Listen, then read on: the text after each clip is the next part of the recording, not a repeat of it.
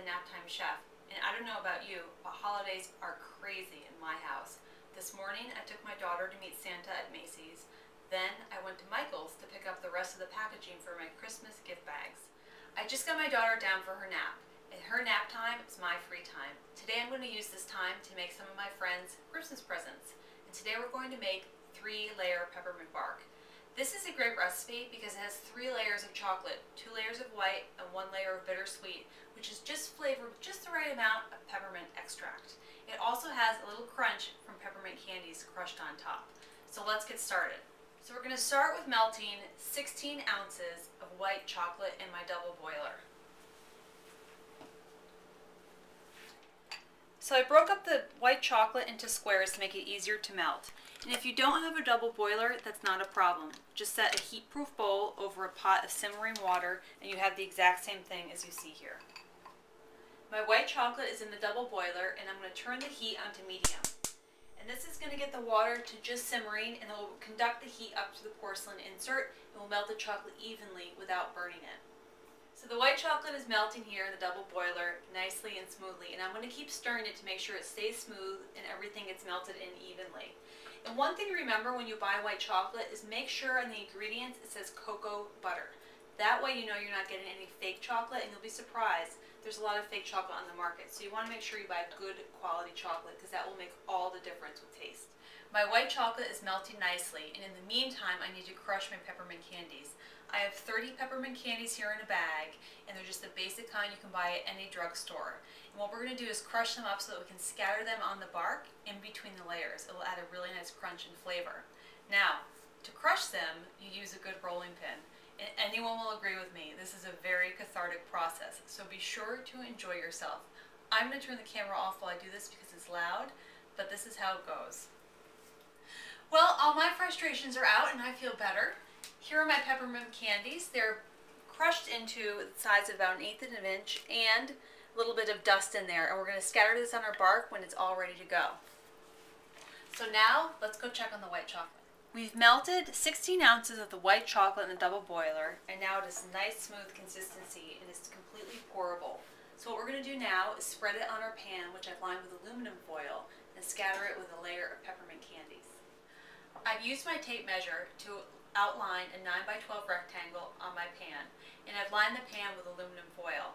The foil is critical because that's what's going to keep it from sticking to the pan once everything is chilled and put together. So now what we're going to do is spread about half of the white chocolate onto the pan, and we're going to spread it with an offset spatula. Now it's all warm, it's totally spreadable consistency. You can just spread it around the aluminum foil with no trouble at all. Work quickly though so it doesn't chill and set again.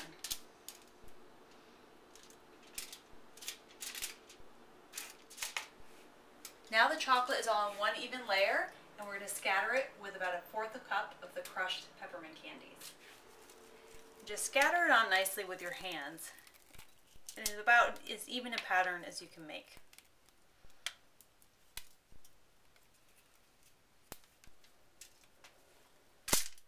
Okay.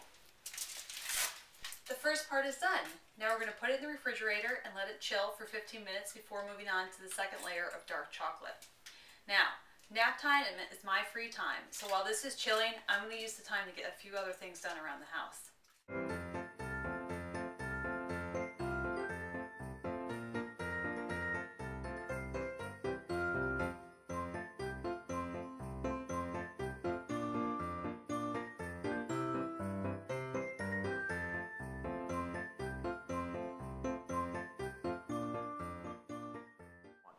Okay, so this has been sitting in the refrigerator for 15 minutes and is totally set and hardened.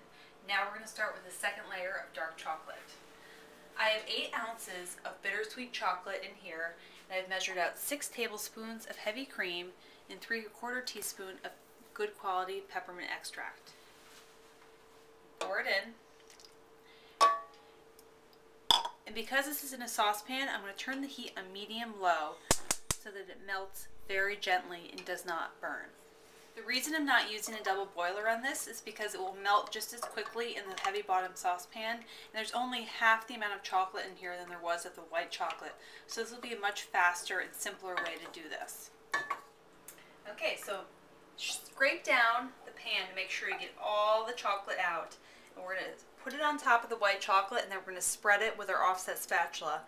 And please be sure to clean the offset spatula between using it for the white chocolate and the dark chocolate. That way none of it will mix. When spreading the chocolate, try to make sure that it covers all of the white chocolate well. This will make sure you have a very consistent, flavorful 3-layer peppermint bark. Okay, once the white chocolate is totally covered with the dark chocolate, we're going to put it back in the refrigerator to chill for 25 minutes until it's fully set and hardened. And then we're going to put the last layer of white chocolate on top and sprinkle it with one more layer of peppermint candies. And then it will be all set to go. So put this back in the fridge and use more of my free time wisely. So this warmed up in about 30 seconds or less. We just want to make it back into pourable consistency. Then we're going to pour it on top of the dark chocolate to make the 3rd layer in the peppermint bark. And we're going to do it exactly the same way we did the first 2 layers. We're going to spread it with our clean spatula.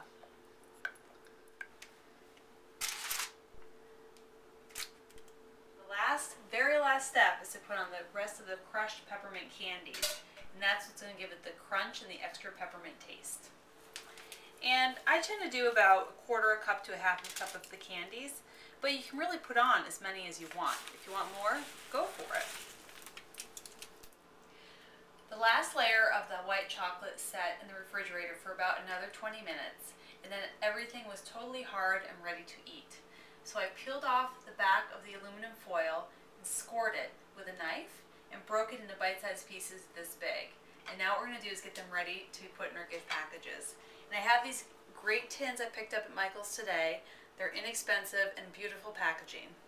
So I just lined them all up right in here, and I lined the tin with a little bit of parchment paper so that the candy doesn't stick to the edges.